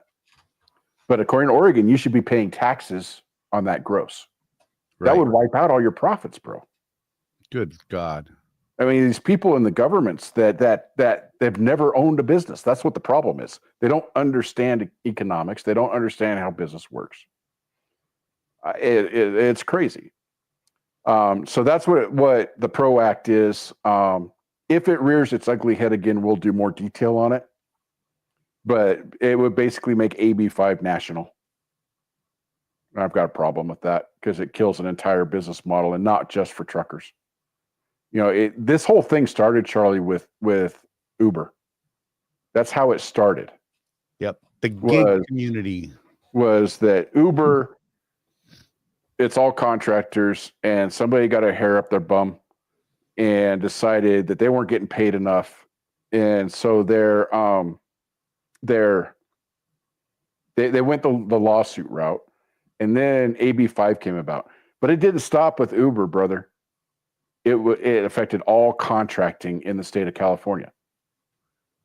So people outside of trucking, the PRO Act, I don't care about truckers. Right. What do you do for a living? Oh, I'm a plumber. Oh, okay. Right. You're a journeyman plumber. Have you gotten your license? And do you have? Are you bonded? And are you a contractor? Well, of course. That's the way we all do it. You're out of business too. Right. You're going to have to go to work for a general contractor full time and do everything he says. And only do his projects and only do, you can't go out there and make more money. You can't go out there and kill it, drag it home and eat it. Right. And I just don't like that, man. I am, and if this offends you, I'm sorry. I am a capitalist. I have a cousin that's a socialist. She'll tell you, I am a socialist. Love her to death. We don't talk politics because I'm a capitalist and she's a dyed-in-the-wool socialist, and she'll tell you that. And you know what, Charlie, though? I've got nothing but respect for her on that because most people dance around it. Right. Well, I just think that the rich should pay their fair share. Okay, well, you're a socialist, right? Well, no, just be honest. Right. If you're honest, we could have a conversation. Yeah. We could put our two philosophies in a room together and decide things. Have a conversation. But when you dance around it, it's terrible. I do want to answer Wimpy's question about cargo vans. So cargo vans don't pay a lot per mile. At Panther, they're below 85 cents a mile. However, you could get a used Sprinter van for under 60 grand. A lot of the guys do that. Some of them buy the nice Mercedes ones. They're like 150. They cost almost as much as a tractor. Right. That's on them, whatever. The successful guys I've met over here, though, don't do that. They find a good used one, and they have their mechanic go through it before they buy it and all that stuff that you need to do with a used vehicle. The most successful guy I've talked to so far, Charlie, on this, lives in the Chicago area, and his average trip is only about 150 miles. And he does 3 or 4 of those a day. That's how he makes his money. And he's like, it's 1 or 2 pallets of something. And it's all super like, get it from point A to point B. Don't spare the horses, all that stuff. But his overhead is lower than mine is. His cargo van, gets around 14, 15 miles per gallon versus my 7.5 that I'm getting right now. So you have to look at the whole business, Wimpy. There's the cost of the cargo van, sure. There's the rate that sounds low, but you talk to these guys that are doing it, and they're doing pretty well. They're making 6 figures. The biggest problem I have is some of these guys are legitimately OTR, Charlie, in these cargo vans. Right. And you know what they do? They have a mattress in the back. That's where they sleep. I don't know about that, but yeah. You can do cargo van without a CDL, yes. Some of the straight trucks you can also do with a Class B, which is a lot easier to get than a Class A.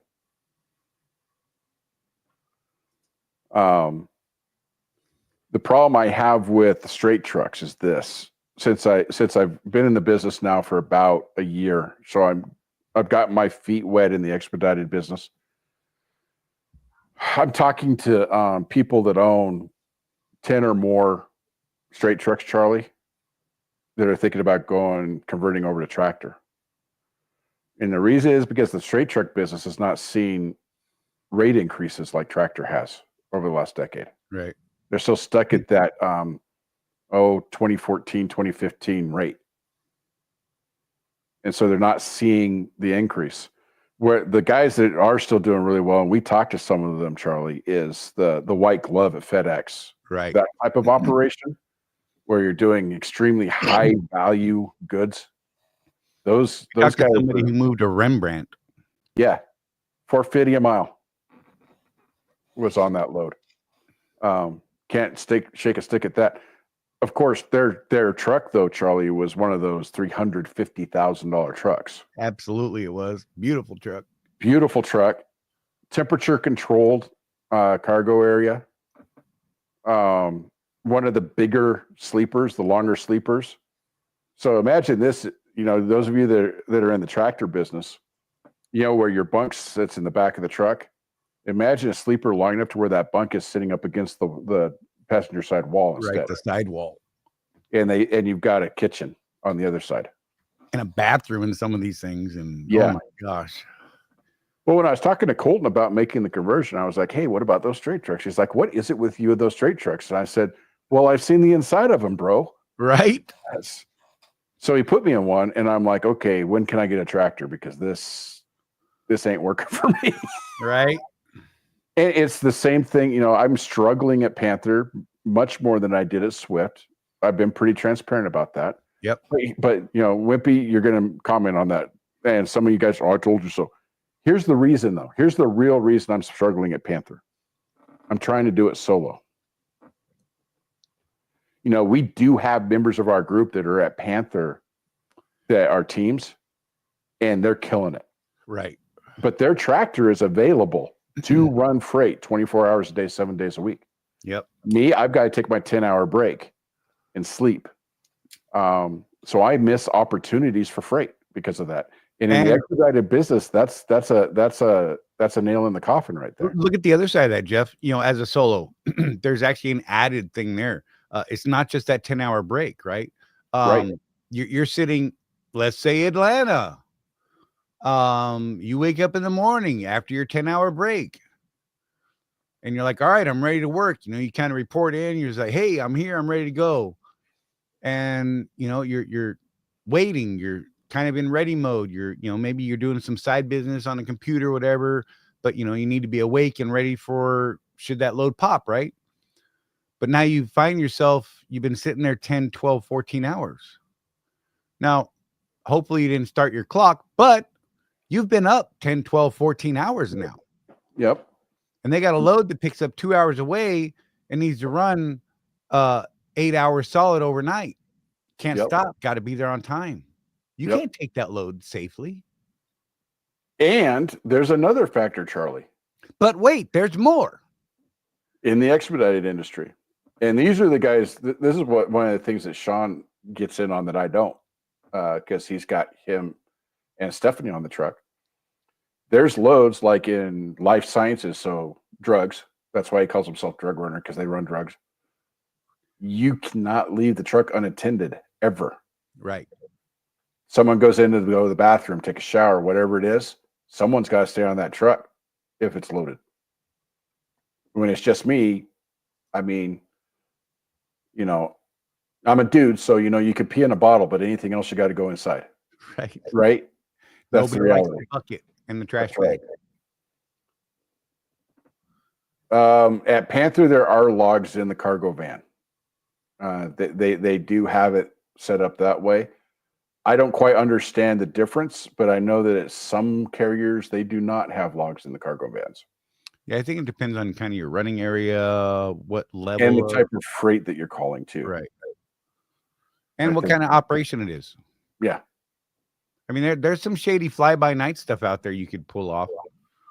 Well, you got those two dudes in Atlanta coming up again with the Right. YouTube channel, right? And you've seen them, Charlie, I'm sure. They've got those yellow Ryder straight trucks. Right. And they're bragging about how much money they're making. Just run that freight truck. You don't need a CDL. You don't need this. You don't need that. Okay. Yeah. Shady as heck. But, you know, they're making money. And what they're doing is, you know, they're trying to sell their come pay me money and I'll teach you how to do it. You know, that's a legitimate part of the economy. That's what we do, Charlie. Right. You know, with our private subscription, we'll teach you some stuff that we've learned over the years, and we'll bring people in to teach you stuff. And we have the community and all this stuff that's not free. Right. So when you watch these guys and they give you that little snippet of it, and I can't remember who it is, Charlie. Otherwise, I would tell you, Wimpy, because he's an interesting dude. I just question whether he's doing it 100% above board. Right. But, you know, he'll go into a place and he's got his little GoPro going and he's showing you what he's doing. And, you know, he got, you know, $800 for this load and it'll take him half the day. And then he's got another load that pays $1,200. I'll take him the other half of the day. Right. And stuff like that. And okay. He never talks about his expenses on his YouTube channel, though. Right. So I don't know. You know, well, we see that all the time. You know, everybody talks gross. Hey, come to this carrier I'm contracted to, and put me in as a referral because I'm grossing $5K a week solo. Mm-hmm. And then you find out he's only netting $500 a week without the referral bonus that you just gave him and the other 8 the same week. And I'm just saying, Yeah. we don't care about your gross, by the way. Just shut up about your gross. Oh, another thing I'll say about cargo van too, though, Wimpy, is these are not, the 12 to 15 liter diesel engines either. So they're not going to last 1,000,000 miles like a big truck does. So that's something to consider on the business model. When do you have to replace that cargo van? How often? And it's really going to depend on your operation. This guy up in Chicago, he actually does have one of the nice Mercedes ones. He was showing it off to me, but he was showing me his bookings, and at Panther, it's kind of a weird thing. Yes, we get paid by the mile, but the booking shows kind of like the load board does at Swift, the rate and what you're getting paid for the load. So we were going over all that stuff, and he was making a good solid 6 figures. But he worked a maximum of 6 days a week. He wanted Sunday off to go to church. That was his big thing. And then he just ran pretty much every load he could get from him.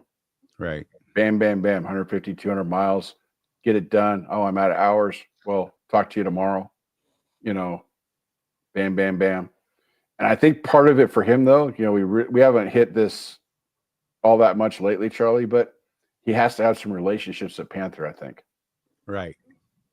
He's got to have a guy where he calls and says, hey, I'm ready to go. And because he's Johnny on the spot all the time and they know that about him, he gets opportunities that other people don't. And that takes, to get to that level at any carrier takes some time. That's not a 6-month turn to make that happen. Yep. So life on 18 wheels, for real. The referral thing is a thing nowadays. It drives me nuts, man. Yeah, it's so much of a thing with other YouTubers, Charlie, that I'm proud that we've only gotten like 4. Right. Yeah, for real. I mean, I don't know if we've influenced more than that to come to Swift. We just know we got paid for 4 of them over the years. Right. Maybe as many as 6. Just trying to keep full transparency. I mean, I talk about them when they happen. Are you holding out on me, Charlie? We're gonna have a falling out now. Hell yeah.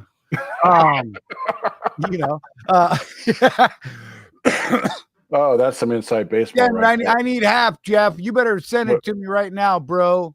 I'm just gonna say this about that one, guys. I apologize, but if you know, you know. I'm just exactly. IYK. Hauling and blogging, trucking ain't for everyone. That is no lie. Nope. That is absolutely a legitimate statement there, man. And thanks for that, because I'll back that one up 100%. 5-minute warning, guys. We're gonna wrap this thing here pretty quick. So if there's anything you want to touch on, because we'll just ramble, bro. And if you're offended by me calling you bro because you're not like a dude, I look at everybody as a brother and a sister. So get over it. I remember back in the 80s when dude was only used when you were talking to another guy, right? Man, male, however you say it these days. Now it's just like I call my daughters dude. Hey, okay. Dude. I was on a Target dock yesterday. Yeah, yesterday. And one of the I was gonna say chicks. God, that'll get me flamed. One of the young ladies that works there was helping me out, and we were talking, and she's just awesome. I love that girl.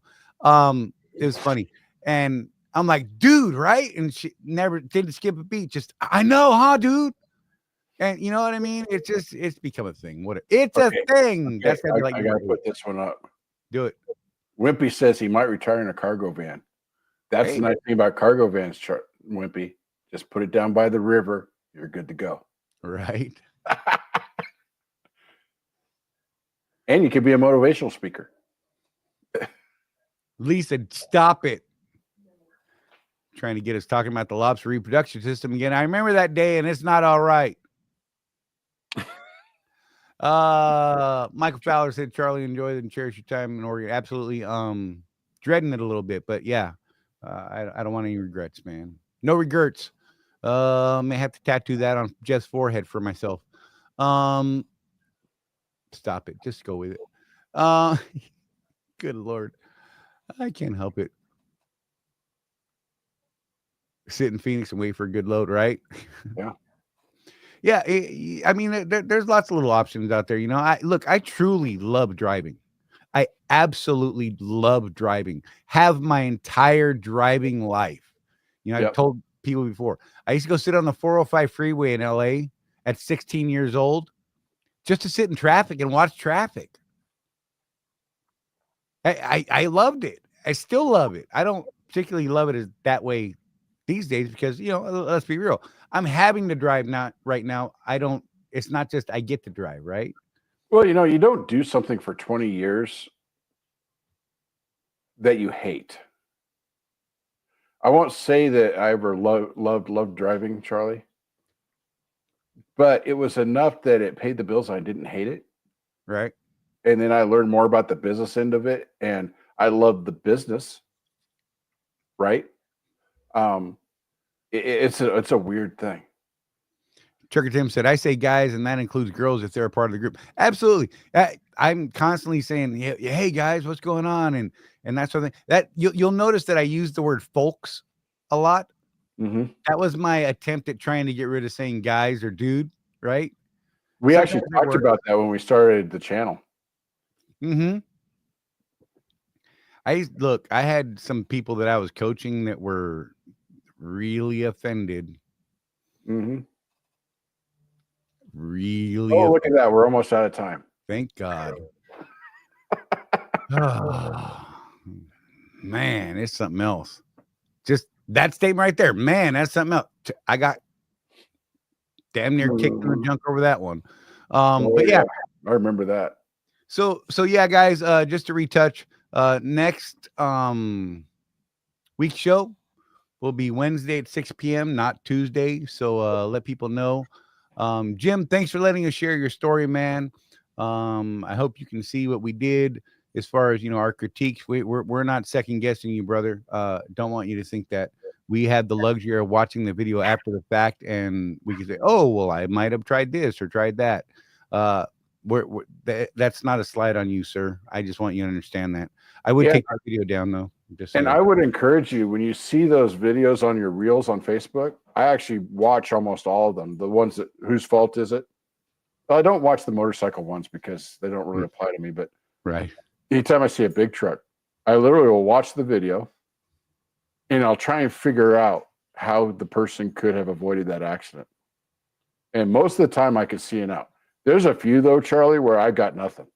Right. A lot of them are in Atlanta on the belt loop. Just saying. Okay. Everybody wondered why I hate going to Atlanta. I encourage you to do that because it'll get your mindset going. And while you're driving down the road, it'll be in the back of your mind. Hey, you saw that video, and hey, this looks kind of like what happened to that guy. Maybe I should back off. Right. You know. All right, Jeff, throw it out there. Oh, are we wrapping? We're done. We're done. All right. So, hey guys, you know, if you're interested in doing the coaching and stuff like that with us, check out the rwedrive.com. And remember, with no action, there is no traction. Keep that rubber side down. Absolutely. And you guys look after each other. Remember, there's no one out here looking after us but us. Today's story at the start of the show is proof of that, if you ask me. Both sides of that. People not looking out for other people. No compassion, no human thought, if you ask me. I understand the business side of it, but there needs to be a human piece to this. That needs to be factored in. So look after each other. No one's out here looking after us but us. And we'll see you here Wednesday, guys. Wednesday. What's the date Wednesday, Jeff? Dang it. It's the 26th. I will be kind of unreachable, folks, until after tomorrow afternoon, until the morning of the 26th. So all right. Reach out to Jeff. He's going to be your contact dude. And you guys, seriously, we'll see you soon. And thank you so much. We're humbled, honestly, that you spend your time with us every week. Thanks, guys.